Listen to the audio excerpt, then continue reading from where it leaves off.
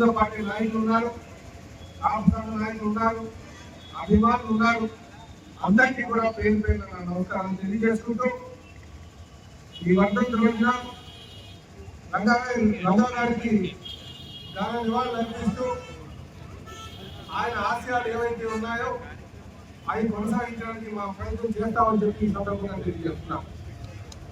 అలాగే ఈరోజు ఇక్కడికి ముఖ్యంగా మా జనసేన నాయకులు గోవింద్ గారు, అలాగే రాయల్ యూత్ వారు, మా కాపు సోదరు పెద్దలు అందరూ కూడా ఈరోజు ఇక్కడ ఉన్నారు. వారు కూడా మమ్మల్ని ఆహ్వానించడం చాలా ఆనందంగా ఉందని చెప్పి ఈ సందర్భంగా తెలియజేస్తున్నాను. అలాగే ఎవరైనా సరే రాజకీయాల్లో హత్యా రాజకీయాలను ప్రోత్సహించకూడదు. హత్యా రాజకీయాలను ప్రోత్సహించిన వాళ్ళు ఎవరైనా సరే వారికి ఖచ్చితంగా ప్రజలు దూరంగా పెడతారు. కనుక మనందరూ కూడా స్వచ్ఛమైనటువంటి రాజకీయాలను తీసుకెళ్లాల్సిన అవసరం ఉంది.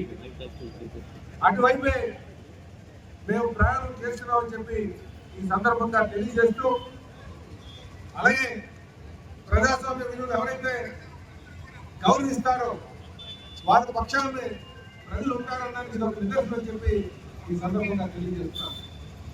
ఖచ్చితంగా మరొకసారి నేను రంగా గారి ఆశయాలు ఏవైతే ఉన్నాయో అది కొనసాగించే విధంగా నేను నా ప్రయత్నం చేస్తానని చెప్పి సభాముఖంగా తెలియజేస్తూ అందరికీ కూడా పేరు పేరు నమస్కారం తెలియజేస్తున్నాను.